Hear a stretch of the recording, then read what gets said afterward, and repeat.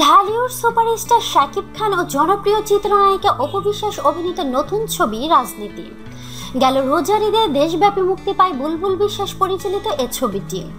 মুক্তির পর থেকে দারুণ প্রশংসা অর্জন করছে এটি।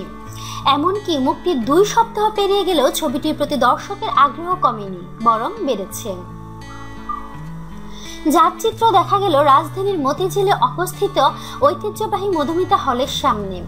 শুক্রবার 14 জুলাই থেকে ছবিটি এই হলে প্রদর্শিত হচ্ছে। সরেজমিনে দেখা যায় রাজনীতি দেখার জন্য প্রচুর দর্শক সমাগম হয়েছে। সিনেমা হলটির সামনে আগ্রহী দর্শকের ভিড়ও দেখা গেছে স্পষ্ট।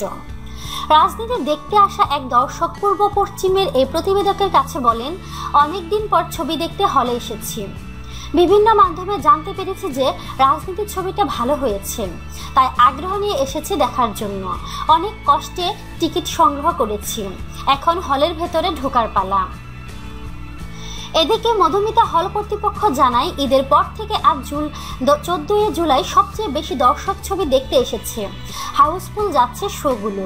বস টুর সময় এর অর্ধেক দর্শকও দেখা যায়নি। আশা করছি রাজনীতির ছবিটা বেশ ভালো চলবে। প্রসঙ্গত, রাজনীতির ছবিটি মুক্তি পায় 40টি হলে। তার মধ্যে ঢাকায় কেবল যমুনা ফিউচার পার্কের ব্লকবাস্টার সিনেমা মাসে মুক্তি পায়। কিন্তু দর্শকের ব্যাপক আগ্রহের সুবাদে মুক্তির 2 সপ্তাহ পরে ঢাকার আরও 7টি সিনেমা হলে মুক্তি পেয়েছে ছবিটি। এছাড়াও দেশের অন্যান্য জায়গায় আরও বেশ কিছু সিনেমা হলে মুক্তি পেয়েছে রাজনীতি। এই ছবিতে শাকিব অপু ছাড়া আরও অভিনয় করেছেন আনিসুর রহমান মিলন, সাদেক বাচ্চু, আলিরাজ, শিবা শানু ও সাবেরি আলম প্রমুখ। তো প্রিয় বন্ধুরা, আপনাদের কি মতামত তা কমেন্টের মাধ্যমে আমাদেরকে জানিয়ে দিন। আর অবশ্যই আমাদেরকে লাইক, কমেন্ট, শেয়ার এবং সাবস্ক্রাইব করতে ভুলবেন না।